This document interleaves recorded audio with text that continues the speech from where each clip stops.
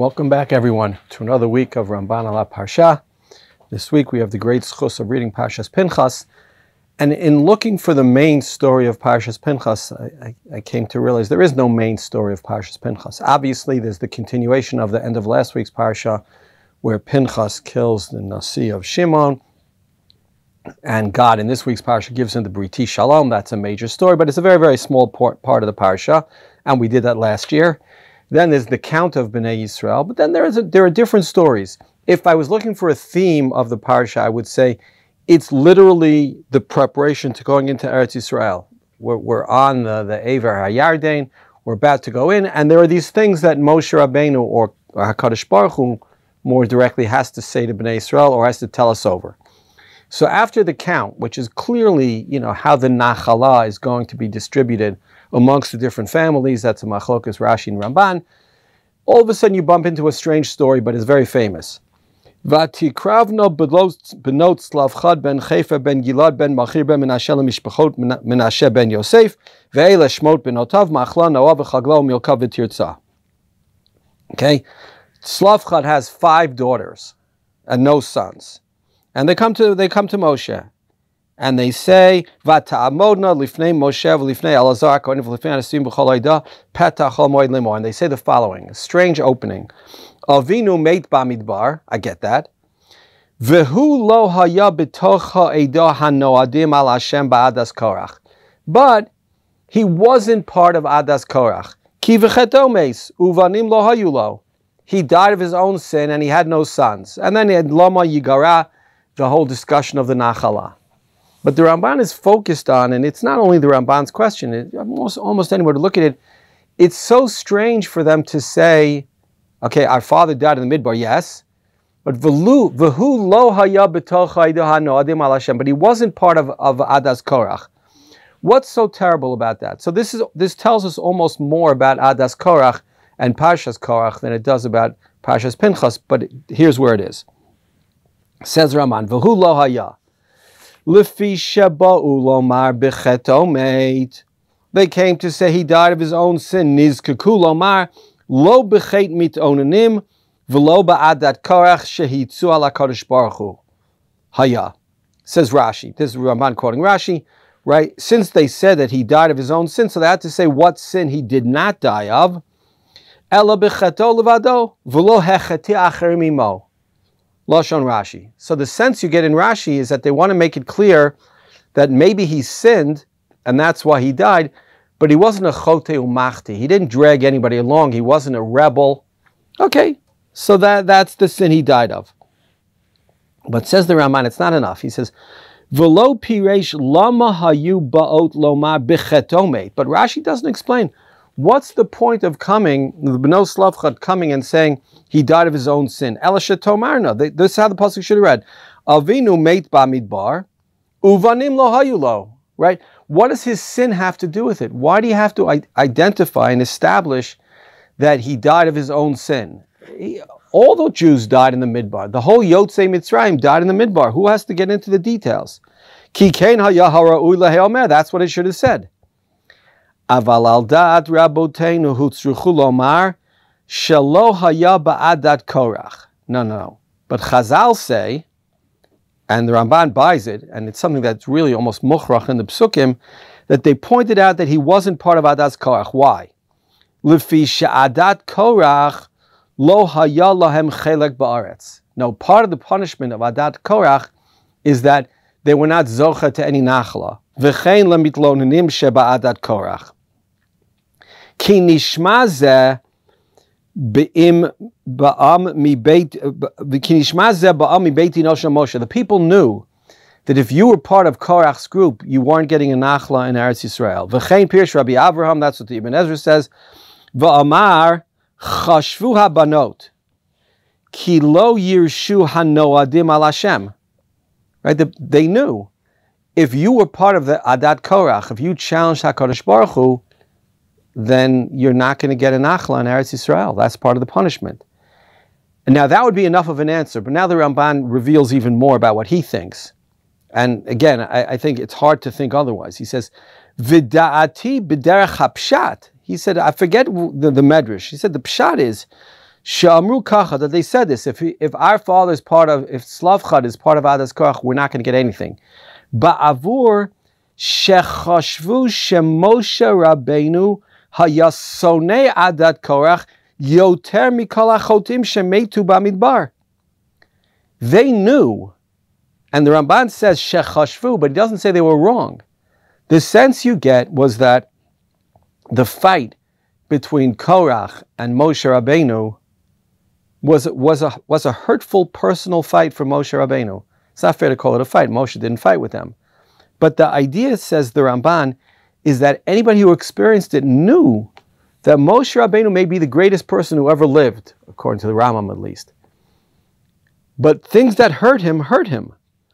So if you look back, the thing that stands out to me, if you look back at Parshas Korach, you read things like this. Moshe comes to Korach.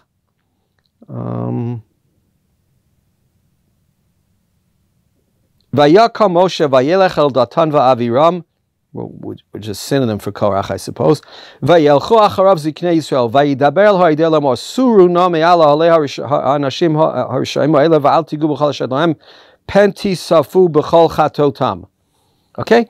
Now, Korach vaye'alu me'al mishkan Korach Datan va'aviram misaviv v'Datan va'aviram yatzu nitzavim petach ha'almoinu u'nishehem v'neim v'tapam. Vayomer Moshe b'zot teideun. Right? But these people want no part of Moshe. And they say, Ha'anashim ha'ele tinaker lo na'aleh. We're not even going to meet with Moshe Rabbeinu. If Moshe Rabbeinu pokes out our eyes, we're not going to come. Moshe Rabbeinu is not going to poke out their eyes. It's classic, sort of exaggerating the other side. All of a sudden people think, well, Moshe Rabbeinu must really be angry at them. No, Moshe Rabbeinu made the effort to reconcile with Dasan and Aviram, and they rejected it. And now all of a sudden they up the language. He could poke at our eyes. We're not gonna go. He's not gonna poke out your eyes. He didn't say anything like that. It's like people who are against the draft nowadays say, namut v'lo nitgayes. No one's gonna kill you. No one's claiming that the punishment for not drafting is getting killed. It's a not fair, but it's a human way of fighting, which is, I'm so committed to this cause, even if you're going to do X, Y, and Z to me. But the fact of the matter is they're not going to do X, Y, and Z to them. And so the Ramban says, the sense you got if you watch that is that Moshe Rabbeinu soneh adat korach yoter mikol achotim shemetu bamidbar. Shim haya hakamim kinegdo kofrim b'chol ma'asav v'chashvu olai b'sinato. So they rejected Moshe Rabbeinu, including the phrase, you took us out of an Eretz Zavat Chalav Udvash, about Eretz Mitzrayim. Not about Eretz Canaan. They knew what the phrase meant, and they were mocking Moshe. V'chashvu alai b'sinato tam yomar al yihi lo Moshe chesed v'ahi chonen li tomav. Benot Zelophehad thought, and I think it's true, that Moshe Rabbeinu at some point, they crossed the line, and he hated them, and he had a negative feeling towards them. So if they could in any way be associated with Adat Korach, Moshe wouldn't turn to HaKadosh Baruch Hu. He wouldn't take their request seriously. Yizkar avon avotam el Hashem. He would just mention the fact that they were sinners. Al kein hodiuhu ki lo haya mehem. Therefore, they had to make the point abundantly clear. They had nothing to do with Adas Korach. Nothing. Their father had nothing to do with Adas Korach. He died for a different cause. V'ramzu od sheino b'meitea magefot aval b'midbar meit al mitato. Right? He died on his own. Maybe he just, he was one of Bnei Yisrael who didn't sin, but he was caught up in the gzeira against the Dor Yotzei Mitzrayim, that anybody who's below 60 was going to die in the midbar. Okay. V'tam ki becheto meit, amru meit ba'midbar va'avono, shelo zacha likanes ba'aretz. Okay, he died on his own. And now a difficult one for us to swallow. O kediv Rabbi Yehuda Halevi HaMishorer, right, the famous Rabbi Yehuda Halevi Zal, sheperush shehu davak im ubanim lo hayu lo. Right, certainly in those days, it was a terrible thing if you didn't have a son, if you didn't have anybody who could inherit you, especially before they changed the halacha about daughters. You're going to lose your nachla. Kashe yomar hayom ba'avonot ira kach v'kach. Like people might say in the Middle Ages, because of his sin, he had no sons. Right? We now think otherwise. We don't think it's a sin to have no sons, and we think it's a wonderful thing to have daughters, however many you have. Nevertheless, says the Ramban, according to Rabbi Yehuda Levi, it could be that the addition ki bechet is because if you didn't have any sons back then, there was something wrong. It was considered to be your fault. So they added ki bechet not because of Korach, but because of he didn't have any sons. Okay, but the Ramban really thinks it was because of Korach. It's a really, really interesting idea that of all the confrontations that Bnei Yisrael had with Moshe Rabbeinu in the Midbar, the Korach one was the most damaging one, and the Korach one was seen by people to be something that you really need to stay away from. Okay, that's the first one. Now, second one. As we're preparing for going into Eretz Yisrael, so according to Rashi, it's kind of a sad story. Moshe Rabbeinu turns to HaKadosh Baruch Hu and says to him, you need to appoint my successor. And again, according to Rashi, he'd hoped that it would be his sons. But instead you find the following. Vayidaber Moshe la'Adonai lemor yifkod Adonai Elohei aruchot l'chol basar ish al ha'ida asher yitzei lifneim v'asher yavo lifneim v'asher yotzim v'asher yiviyim v'lo tiyeh adat Adonai katzon asher ein lahem roeh. And God answers, Vayomer Adonai el Moshe kach l'chad Yehoshua ben Nun ish asher ruach bo v'samachta et yadcha alav. And now the pasuk we want to focus on. Pasuk Yutet. V'ha'amadta oto lifnei Elazar ha'kohen v'lifnei kol ha'ida v'tzivita oto le'einehem. What does it mean, put Yehoshua in front of the whole Eidah, in front of the leaders also, v'tzivita oto le'einehem, and command him, that's how I would read it at least, in front of them. So what does this mean? So it says Ramban, v'tzivita oto. First he quotes Rashi. Tzivita oto al Yisrael, tell him what the Jews are like. Da shetarchanin hein, sarvanim hein, they're stubborn. Al menat shetikabel alecha lashon Rashi. You have to know, says Rashi, Moshe tells Yehoshua, you have to know it's a difficult job you're getting. But Lemaisa, it's the job you're accepting. Okay, that's one idea. Now the Ramban says, Ve'ino nachon be'enai. Again, the Ramban is a person who imagines how a scene looks in the Torah. He says it doesn't make sense to me. Ba'avur shalmar le'einehem. Why would God want Moshe Rabbeinu to insult Klal Yisrael in front of all of them? Ki yoter ra'ui ha'inyan hazeh lehe'amer beino leveino. Ki bifnehem yigrom bahem hitpakrut. Umiderach hamusar sheyazhir lohem bifnei atzman miyotam od tarchanim v'sarvanim. Says the Ramban, it doesn't make sense that Moshe would tell Yehoshua insulting things about Bnei Yisrael, dafka in front of it. If you want to talk to Bnei Yisrael and say, listen, you've given me a hard time, be better to Yehoshua, so tell that to Bnei Yisrael. But don't speak to Yehoshua in front of Bnei Yisrael and say, you should know something. All of them, they're difficult, they're stubborn, it's really, really hard to rule them. So Raman, that can't be. Aval v'tzivito toleinehem sheyitzavenu b'mitzvat hanagid v'hashofet. No, in front of all of Klal Yisrael, you should tell Yehoshua the rules and how to be a leader and how to be strong. Ki ba'avur heyoto l'rosh. He's now going to be your successor. Again, it's hard for us to imagine. But it means you're a melech, right? Moshe Rabbeinu had a din of a melech. It means you're going to rule all of Klal Yisrael. So yafkidein biyado. So Moshe's literally giving them over to Yehoshua. And then you have to remember, this is really the end of his life. All of Sefer Dvarim took 37 days. This is like the last action in the Torah. Moshe is giving Yehoshua the job, and you have to tell him what it means. V'yazhirenu lihishtadel ma'od b'inyanam.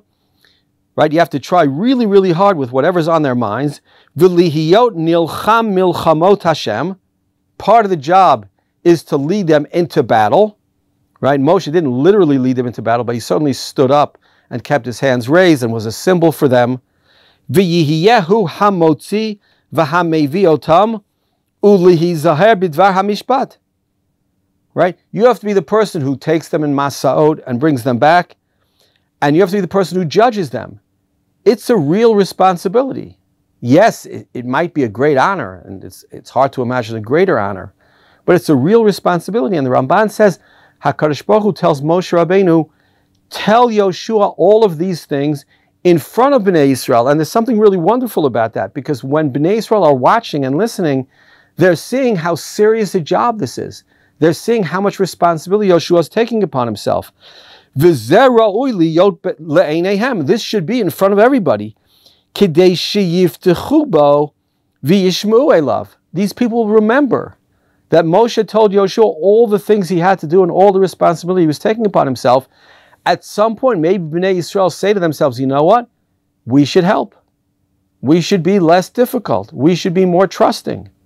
Things that they didn't really do for Moshe Rabbeinu. Once it's clear that Moshe is telling Yehoshua how truthful you have to be and how honest and how fair, the people will hear this and it will inspire them. Right? It's not just anybody telling Yehoshua this, it's Moshe Rabbeinu. And that's exactly what Moshe did. Vayikra Moshe Yehoshua vayomer elav leinei kol Yisrael chazak ve'ematz. At the end of Dvarim, Moshe Rabbeinu literally does this. He stands in front of all of Am Yisrael and tells Yehoshua, be strong. Ad lo teiro v'lo tichat. Right? It's a whole parasha, but he tells him all these things that he has to do. So that's the main pshat of the Ramban. That vitzivito to leinehem. God forbid he wants to speak lashon hara, even if it's true about Klal Yisrael. You want to speak to the leader in a way that will inspire those he's going to lead. And the more you tell him of how difficult the job is and how it requires honesty and caring and humility and all the things that Moshe Rabbeinu exemplified, the more the people will hear that and they'll be inspired by that and they'll think, we should help. If Moshe Rabbeinu thinks this is the most difficult job in the world, we should try to be better. We should try to be more helpful. We should try to be more obedient. All the things that they tried to do and all things that in many ways they did do. Sort of the low point of the relationship between Klal Yisrael and their leader was really Moshe Rabbeinu for that period of time. Yehoshua took over and it was better. Now, last thought in this Ramban. Uvis Sifrei, he quotes a strange Sifrei. Tzavat Yehoshua al Devar Talmud v'chazkeu v'amseu magid she'ein parnasim l'dor. Okay, he has to learn Torah. That's clear. And you can't have two leaders of a generation.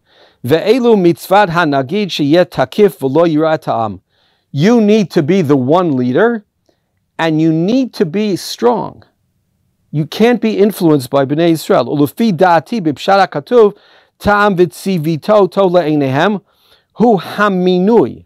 Says the Ramban, the real pshat in the Sifrei is that the word of vitzivitoto really means limnototo, to appoint him.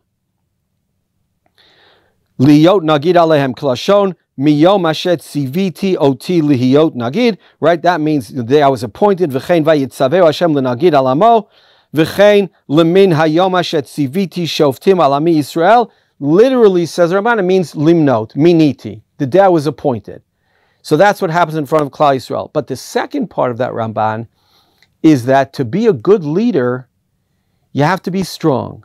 You have to have a backbone. You have to be principled. When you know it's the right thing, you have to do the right thing. And the Ramban doesn't say it, but it reminds me at least of what Shmuel said to Shaul when he sinned. Right? I'm in now Perek Tezvav of Shmuel Aleph. Vayomer Shmuel, halo im katon ata be'inecha, rosh shivtei Yisrael ata. You may think that you're just a regular person, but you're not. You're the Melech. And if you let Bnei Yisrael convince you to do something, even if it makes sense, but it's not what God told you, that's terrible. So I think the same thing he's saying now to Yehoshua. You may think to yourself at some point, I'm just Yehoshua, I'm not Moshe, but the bottom line is, if HaKadosh Baruch Hu tells you something, you have to be strong, you have to be a leader, you have to stand up to the people, and then they'll fall in line. Okay, that's the second Ramban that we want to do in this week's parasha. And now let's go to the last one, and it's really the next parasha, or the next parashia.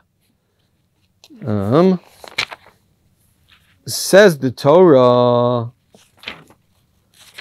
in Parashas Pinchas, right after Zelophehad, and right after the appointment of Pinchas, the appointment of Yehoshua, you have a strange thing. all of a sudden you have Vayidber Hashem Moshe limot Savet b'nei Yisrael v'amarta alehem et karbani lachmi liishai reach nichochi tishmeru lahakriv li b'moado. That's the end of the parsha. All the karbanos musafim. So naturally, the Ramban wants to know, what's it doing here? Sefer Vayikra is where the Mishkan mitzvahs related to the Mishkan were given to us. Sefer Vayikra is where the karbanos are given to us. What are all the musafim, what are all these karbanos doing in Pinchas? And the Tamid Shel Shachar and the Tamid Shel Bein Harbaim, which is the first parasha that we're about to read in Perek Chav Ches, it's not even a musaf. That's a carbon that's brought every single day. So says the Ramban. We'll just do the first part of it, but it's fascinating. V'tam tzavet b'nei Yisrael v'amarta alehem et karbani lachmi. Ki acharei she'amar le'ela teicholei ka'aretz. Says the Ramban, exactly what we said before. This is the preparation for going into Eretz Yisrael. This is sort of the last important stuff that happens in the Torah. Again, all of Dvarim is Moshe's speech to Bnei Yisrael. So he says, Ki acharei she'amar le'ela teicholei ka'aretz tziva lahashlim Torat hakarbanot sheya'asu kein ba'aretz. So God had to complete the commandments of what karbanot should be brought when they enter Eretz Yisrael. Ki ba'midbar lo hikrivu hamusafim. Right, that's a whole discussion the Ramban has elsewhere, but it's fascinating. The Ramban thinks we didn't really keep Yamim Tovim in the Midbar, and therefore we didn't bring karbanos musaf in the Midbar. We never brought them. K'mo shizkarti b'seder amor la'kohanim. V'chein lo nitchayu b'nisachim ba'midbar. They didn't have to bring nisachim. Fine, k'mo sheparashti b'seder shlach lecha. Va'achshav chiyev bo'ei haaretz la'asot sham hakol hatmidim v'hamusafim umin chatam v'niskehem. But now God is telling us these are the obligations that you have when you enter the land. Now he says, Va'af al pi shalo pireish kan ki tavo el haaretz. Fine, so let's look for the words. Why doesn't it say ki tavo el haaretz? Kvar hizkir b'parshat hanisachim. No, it said elsewhere. V'ramazeh la b'parsha harishana b'moadot. V'heichel kan min hatamid. Okay, no, in the first parsha, let's say about Karban Pesach, it talks about ki tavo el haaretz. He says, so that's the rule for all of it. Va'af al pi, now, that's the musafim. But what about the tamidim, which are brought every single day, and which were brought every single day from the time that the Mishkan was built, right? And one of the, we just had Shivasa B'Tammuz. One of the tragedies of Shivasa B'Tammuz, which is not just a detail, is the Tamid was not brought. The Tamid was not just a carbon. It was what all the avoda and the Beis HaMikdash was based on, right? Alolat, every carbon that you bring is alolat hatamid, right? It's assuming that the Tamid was brought first. The bringing of the Tamid in the morning represents the opening of the workday, of business hours of the Beit HaMikdash. The bringing of the Tamid Shel Bein Harbaim represented the closing of the Beit HaMikdash. It doesn't matter if you came after the Tamid Shel Bein Harbaim, you could not bring your carbon. You had to come another day. So it's not just a carbon. It's part of the essence of the Beit HaMikdash. So now, says the Ramban,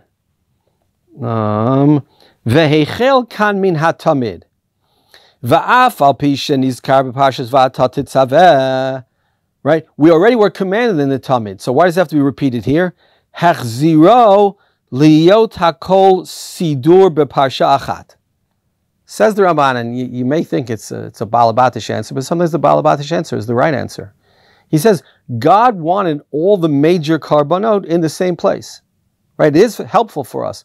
When you want to know where any of the karbanot are listed, where any of the musafim are listed, and you'll also have the Tamid Shel Shachar, the Tamid Shel Bein Harbaim, and the Musaf of Shabbos, you got a Pinchas. Parshas Pinchas is where it all is.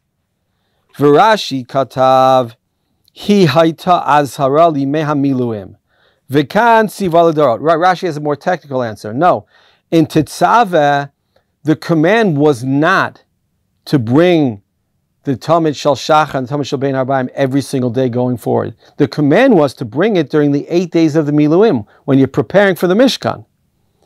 But the Ramban doesn't like that, even though it gets us out of the problem. The Ramban says, Ve'ino nachon, ki sham amar olat tamid lidorotechem. No, the psukim there make it clear that the commandment to bring the Tamid wasn't for a particular period of time. it was timeless, it was forever. And therefore, it needs to be repeated because mentioning of the Tamid in Tetzaveh was just for the Miluim, and now it's repeated because it's a mitzvah l'doros. It is forever. And again, the tragedy of Shivasar B'Tammuz is simply once the Tamid stopped being brought, the die was cast. It was like everybody knew this is the end of the Beis HaMikdash. We could pretend, so long as we're bringing the Karbanos to Midim, we could pretend that the Beis HaMikdash exists, and we could pretend that what's about to happen isn't about to happen. But when God allows the Tamid to stop being brought, on that first day, the feeling is, it's like a pervasive tragedy. There's just a feeling that it's inevitable if the Beis HaMikdash is going to be destroyed. The first step towards that was maybe the breaching of the walls of Yerushalayim. The first step towards that was the not bringing of the Tamid. Eventually it's going to happen. That's the end. We no longer bring the Tamid. The Beis HaMikdash doesn't work anymore. And so that's that tragedy. So says the Ramban, okay, it didn't really have to be in Pinchas. It's in Pinchas because when you open up Parashas Pinchas, you know that that's where all the obligations to Karbanos Musaf and to the Tmidim, which were obviously also brought on the Yomim Tovim, right? The Tamid wasn't just part of the word Tamid. There are two meanings of the word Tamid, right? Tamid could mean all the time, right? You have to learn Torah, Tamid. But Tamid also often means daily, right? If it's on a schedule, if it happens, and the idea behind the Beis HaMikdash is that things happen daily. Things happen on a schedule, and things happen because they have to happen. So says the Ramban, don't answer me that the parasha in Tetzaveh is the source. I'm sorry, that the parasha in Tetzaveh is just a temporary requirement. No, the parasha in Tetzaveh is the chiyuv of bringing a tamid every day. It's repeated over here, says the Ramban, for all the details that I'm not going to go into the end of the Ramban that it teaches us. But most importantly, so that there's one place in the Torah that you could turn to. The Torah wanted to make it easy for us to remember.